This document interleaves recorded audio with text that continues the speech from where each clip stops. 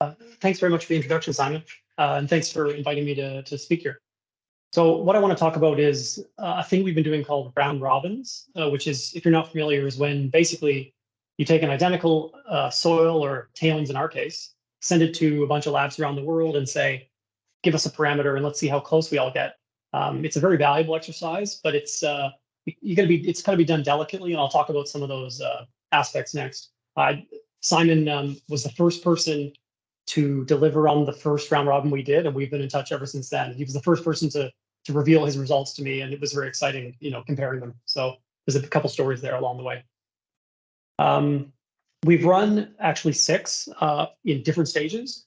I'm only going to talk about two today, which are the critical state line round robin and the dilatancy one. The critical state line round robin has been published for quite a while. The dilatancy is under review. I think it's hopefully going to get through, but we're going to see how reviewer two feels about the most recent revision. There's another series of them, but it's beyond what we can talk about today, and they're not mature enough probably to get into. So when you do one of these things, the key here is that the material that you send out has got to be identical, because if it isn't and someone doesn't do a very good job, they're going to want to know, well, wait a second, is this material the same? So this is kind of what the process looks like, and it's a lot more raking hundreds of kilograms of tailings than maybe some other types of programs can be. There's a lot of kind of bulk management, which is fun and challenging at the same time. So we were lucky enough through the TAILIC project, which was the originator of a lot of this work, to have access to a number of TSFs for research, get a lot of material, and that enabled us to do this kind of thing, where in the middle frame, you're seeing us prepare samples, mix them, and bag them up for shipping to a range of labs around the world, BGC being one for all those round robins. It's a funny, this isn't really, you learn a lot about doing round robins. You learn a lot about technical things. You learn a lot about people too, because at the beginning, everyone's super excited and they just can't wait to do the testing. It's amazing. And then you turn around to the deadline and they don't answer you, or, they vanished, or they couldn't do it. So it's it can be a bit fun, well, in a way. So our hit rate is, between about 70 to 100%. The dilatancy round robin was a special case, and it was a subset of the CSL round robin of people we knew were going to deliver and who we'd worked with before. So I'll get to that in a second. But yeah, you got to live with the fact that some of those tailings you send out are never going to be seen again or used, as far as I can tell, for anything useful. Okay, so let's talk about the main one. I think the critical state line is a really important, really fundamental aspect of soil behavior that's used in a number of areas. Static liquefaction assessments would be probably one of the key ones. And in tailings these days, that's very commonly done. It's a technology you're developing. Measuring the critical state line through a series of triaxial tests has been under development for decades. Probably the techniques that a lot of us use crystallized in about the 90s, but we didn't think they were that well disseminated. And we wanted to investigate how close people would get when measuring this critical state line in different laboratories around the world. And it was all people that said that they do this regularly. We didn't just grab random people off the street. These are people that said, yeah, we do CSL testing as part of our work. So we sent out the material. It was gold tailings, perfect for this kind of thing in the sense that it was very low plasticity, sandy silt. So pretty common material where you might be looking at this type of thing. So let's send it out and say, just get all of the terms of reference were, give us your critical state line, basically. Very little constraint on how they were to prepare the samples, how they were to do the testing, which is different to some round robins that are carried out, but we wanted to do it this way for a reason. So this is what we got back. You sit there, and now you get all the results come in by the deadline, and you put them all together. It's a very exciting process. And this is what we got for the critical state line round robin. Now, I think even if you don't do critical state line testing or anything of this nature, you're going to probably appreciate that is a train wreck, which was our first instinct. Now, let's just try to go step by step here. So first step was to try to figure out what the real outliers were, what was going on there. So the gray ones that are not labeled, those are the ones that we think that did a pretty good job, and we'll look at in more detail. The other ones, we at first, in some of them we could never actually figure out what they did wrong, but in a few cases we figured out some pretty common issues that have been documented in the past, such as using dense samples, which will dilate and not give you a good global void ratio measurement, or trying to infer the volume or the void ratio of the specimen using initial dimensions and some assumptions about what happens when it is saturated and collapses, which you can't really do reliably without very special consideration.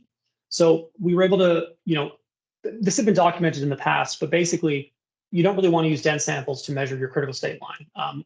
They tend to shear band. The void ratio in that band is no longer at all similar to the void ratio of the global specimen. So even though the shear band might be the CSL, that's not really relevant to what you can measure other than the most sophisticated CT scanning triaxials, which are a very niche thing that are not available commonly.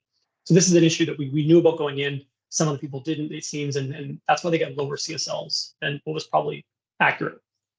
So let's just remove all the outliers, and I have to give a bit of a plug to BGC here, because there was this really funny moment where Simon was on a Teams meeting with me, and we'd never done this, either of us, this type of program, and he was like, "Yeah, people have the option to be anonymous or not in this program, but they had to decide right at the beginning."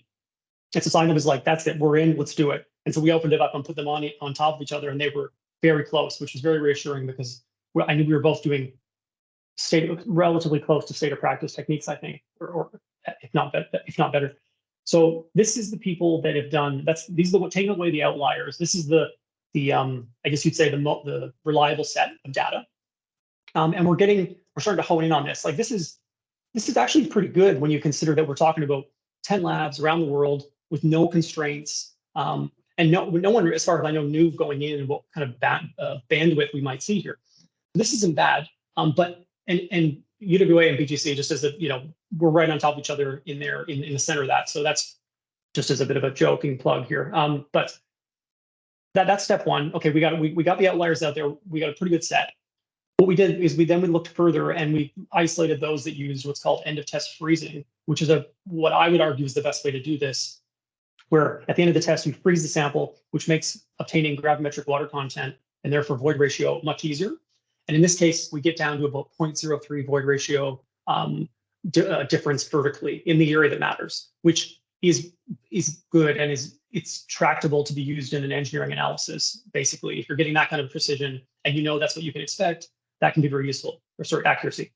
End of test freezing, for those who haven't seen it, is basically just freezing the sample, because in the top left, that sample is very difficult to remove from the cell and put into a drying tray without losing water. But if you freeze it, because you're working gravimetrically, it's much easier to handle, and the masses don't change. So it's a very, I'd recommend it if you're into this area. Now, everyone who did a good job used moist tamping to prepare loose samples, which means you place the sample. It looks kind of like this. You have an unsaturated material that's maybe 10% water content, and it allows you to kind of tamp it in there. And it's kind of that beach sand consistency, I would say, where you can make it quite loose and it stands up, which is good for creating loose samples. And you want loose samples to measure the CSL because you don't want that kind of dense sample localization issue. But moist tamping has received a great deal of criticism in some areas of academia. That might not be, people in the commercial side might not be aware of this because it's kind of like different worlds sometimes, but there are people who adamantly oppose moist tamping because the initial sample is not uniform, because you're tamping layers and the top part of the layer receives more compacted effort. But detailed CT scanning has shown that at the high strain, which is actually what we're measuring when we're winning the CSL, the uniformity improves, which is exactly what we'd expect from critical state soil mechanics, that loose and moderately loose samples will tend towards the same CSL. So this is Thomson Long is a really good work in Alberta that I think is a really powerful argument to what we're seeing here. That was the CSL round robin, which is published and available to read. This is a dilatancy round robin, which I'll go through quicker for time, because measuring the dilatancy parameters of tailings is perhaps a bit of a niche topic, even beyond this critical state soil mechanics. It's a particular way to describe soil behavior on the dense side, and it's useful to calibrate some numerical models. The thing is, this is happening all the time as well. So most labs that are doing CSL testing are also preparing dense samples to measure dilatancy. And there's very little consensus on how to do that. And we were sure going in this was going to be a train wreck, even though we only used the 5 labs that did a really good job on the CSL round robin. We all went in knowing this was going to be a problem and just trying to figure out what was going on. Okay, so not to bury you in soil mechanics, but the stress dilatancy and state dilatancy describe the stress ratio that occurs at the minimum rate of dilation. So when the sample is expanding at its maximum rate, what's the stress ratio that can be achieved at peak at that point? And the state dilatancy, which is what's the state parameter at that particular minimum dilation rate. So that's the context of those two parameters. N and chi are the two parameters we want to extract. So even if you don't know anything about this particular area, just we want to measure something called N and we want to measure something called chi. We want to see how well that could be done in this program. We use the same critical state line, a synthesis of the previous ones, because we had the same material to make it easier. But for time constraints, I'm going to skip past the N because, long story short, the N parameter we didn't do too bad on, and that wasn't therefore as interesting, perhaps, as chi. This is the result we obtained from chi, and I just want to emphasize that all these labs are using end of test freezing, and those like all the basics are being done right.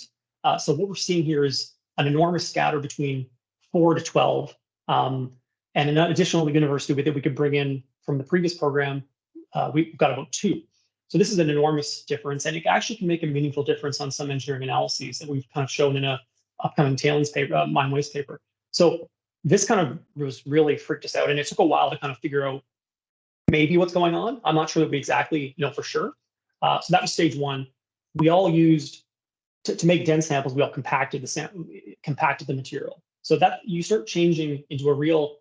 You're taking a hammer to this material pretty quickly, which is really not ideal when you think about. Do you really want to over consolidate this sample by a factor of 10 if you're trying to characterize slurry deposited tailings? Is the fabric you're creating with a hammer at 10% water content any representation of slurry deposited tailings? So that was some of the things that we were thinking about. So we then switched to trying to do it using slurry deposited, so pouring a slurry into the Traxo mold or drying back a slurry and carving out blocks for testing. So this is an air dry type sample preparation where we prepare a slurry, we let it dry, core it out. You can make these quite dense and they're quite uniform, which is nice. And slurry deposition, where we pour a slurry into a split mold, which is a special type of mold to prepare samples, load it a little bit, apply suction, and remove the split mold to have a freestanding structure. Now, using these 2 techniques, we were able to make quite uniform samples, which is important because the moist tamping being non-uniform could be a bigger issue for dilatancy parameters than it might be for the critical state line. This is something, when we're doing these slurry deposition technique, you want to be very careful not to have this situation where you have material sticking above the mold at the end of the preparation, because then you have to trim it. And trimming a non-plastic gold tailings in that condition is going to densify the top in a very bad way. We looked into that a little bit, and we found that we don't want to go be trimming that top of that sample because it makes the void ratio at the top much lower and a very non-uniform sample, actually far more severe than any of the moist tamping non-uniformities that receive so much criticism. But in general, we were able to make quite uniform samples, which is beneficial, I think, in this area. We're measuring a small strain measurement. Now, we were able to measure N and MTC quite reliably in either case, but for the chi parameter, which is quite important, when we use this new technique, we obtained a much lower value of chi for both air dried and slurry deposition, and much better alignment between the laboratories that did the stage 2 testing, if you want to call it. So this round robin kind of expanded from an initial stage into a second stage where we said, well, what's going on here? And I think we figured out what to me is a better technique for the characterization of slurry deposited tailings. Simon makes a good point, because when we were doing this, he was actually standing on a filtered tailing stack that was being heavily compacted, and he made the point that it's probably horses for courses a little bit, in the sense that maybe it depends on the type of deposition you're looking at, and I 100% agree. So that's kind of where I think the finding from this is, and hopefully this comes out soon and can be of some use in guiding maybe the industry in this direction, rather than taking a hammer to the tailings and compacting it, which I don't think is prudent, in my opinion. So, because when you do this, let me skip ahead here for time constraint. When you prepare a sample very dense, you have to apply over 1,000 kPa per layer in some cases, depending on the water content of the sample, things like that. So don't recommend that for typical work, really. So that's maybe if you can one take home, if you're going to go and get this work done, maybe avoid that approach. So that's all I prepared here, because I didn't want to go too long for time. I guess I'll make a final point that I just think that if we're trying to characterize this tailings here, we want to think as often about whether the moist tamping in the top right or the slurry deposition in the bottom right is a better approach for that particular application in our work. Okay. And I just want to thank all the commercial labs, or all the labs in general, that have put aside the time to contribute to these round robins, because they wouldn't exist without that kind of contribution. And I really appreciate that. So thanks.